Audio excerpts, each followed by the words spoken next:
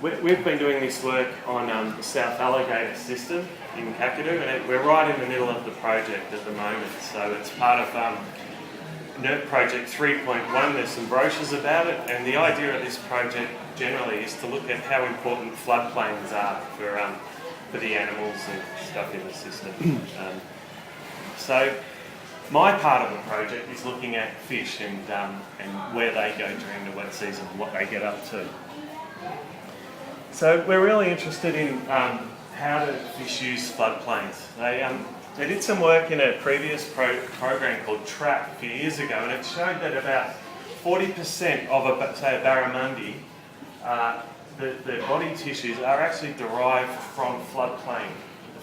So the energy that's out on the floodplain is what's driving the riverine fisheries. So our barramundi fisheries and all the other fish that are living out there are getting a lot of their energy from floodplain, even though it's dry for most of the year. So what we're really interested in is just how do they use the floodplains and how important are they? Because we really don't know much about that at the moment. We know they're important, but we don't really know how it works.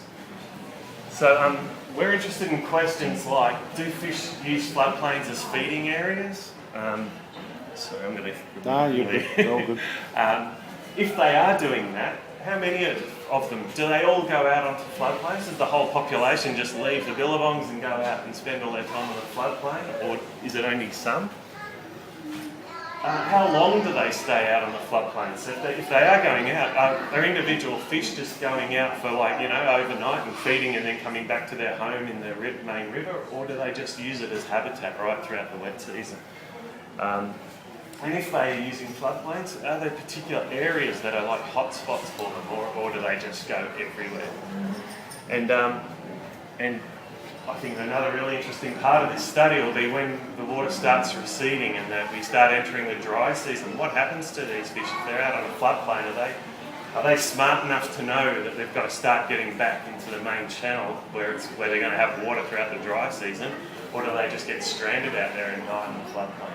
And if they do that, that might be really, really important. If tons and tons of fish are dying out on the floodplain, well, that might be a really important source of it's pretty much just fertiliser for that floodplain. Who knows? So they're the sorts of things we're interested in. Our study species are barramundi, which I think everyone knows about, and one of the species of fork-tailed catfish up here called Neoarius leptaspis. Some people call it salmon catfish. We've got 20 plus species of fork-tailed catfish in the territory. This is the most common one in freshwater in Kakadu. And they grow to about, 6 or 8 kilos. They get pretty big, and there's lots and lots and lots of them in Kakadu.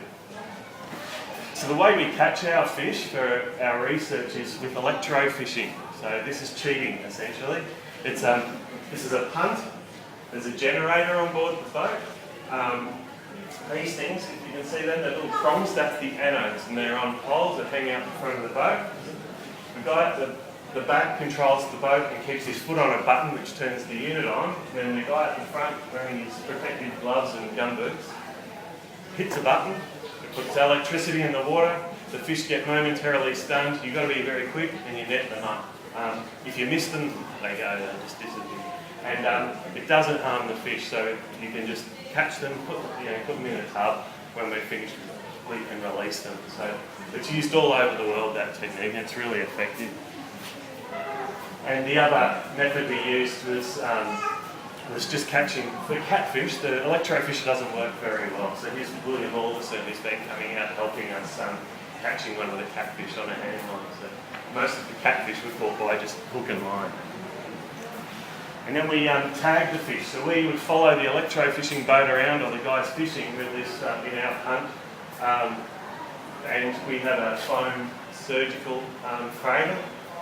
Put the fish in there upside down, and then we make a very small, it's probably an inch long incision into the gut cavity of the fish. We poke the tag in. I've got one of the tags sitting out on the table there and having a closer look. So that it gets put into the gut cavity. We're only tagging fairly large fish. You can't go too small putting a tag like that in. And then we suture up. We use stitches essentially to just suture up the entry wound, and then the fish just goes straight back in the water. And that whole procedure takes about 3 minutes to do. So it's a pretty straightforward thing to do. And by having it internal, it doesn't affect the fish's behaviour. Whereas if you have the external tag, it affects swimming performance and that sort of thing. And those tags are going to last about 9 months. So we're going to be able to track them right through the wet season. So we caught the fish in October 2013. We've been tracking the fish since then. We can track them with our directional antenna. We can do it out of a boat, and with that setup we can find where the fish is to within about a metre resolution. So we can pretty much exactly know where the fish is gone. They can't get away from us. Since we've had the rain more recently, the whole floodplain's gone under and our fish have moved, as you'll see. So we're now tracking the fish out of a helicopter. So we have an aerial mounted on the helicopter. We go along the floodplain and it logs when we get a hit from the transmitters, it logs the GPS location, and then we are able to find out where the fish have been going. And so I guess in summary then, what we're finding so far, we'll be out again on Tuesday doing the helicopter surveys and going right through the wet season. But we're finding a large proportion of both the barramundi and the catfish are moving out onto the floodplains, and it happens really soon after. As soon as there's flow, they go out there, they're straight out onto the floodplains. Those really shallow, inundated floodplain habitats downstream of yellow water seem to be a real hot spot for it. They're not moving much in other places. It generally is in that area, so far at least. But they do seem to be moving wider and wider as we go.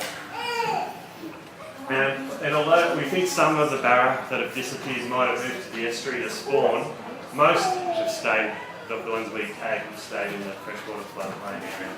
And we're tagging fish with another type of tag as well that will help us answer this question about how many are going into the estuary. So that's using different technology, and we haven't really got the results for that yet, except to say one of those tagged barra has been recorded in the estuary so far.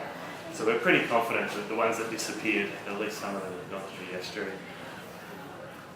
And none of the catfish have moved to the estuary at all. We're still finding all of our catfish. They're still out on in that same floodplain area. And we're just going to keep monitoring now every 2 weeks or so if we can afford it. Choppers are really expensive to use. But we're hoping to keep doing this until it dries down and see what ends up happening to these fish. So that's it.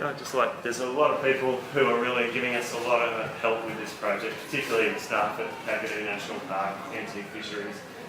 Some of the traditional owners, William and Patrick, have been out helping us, and people like CDU.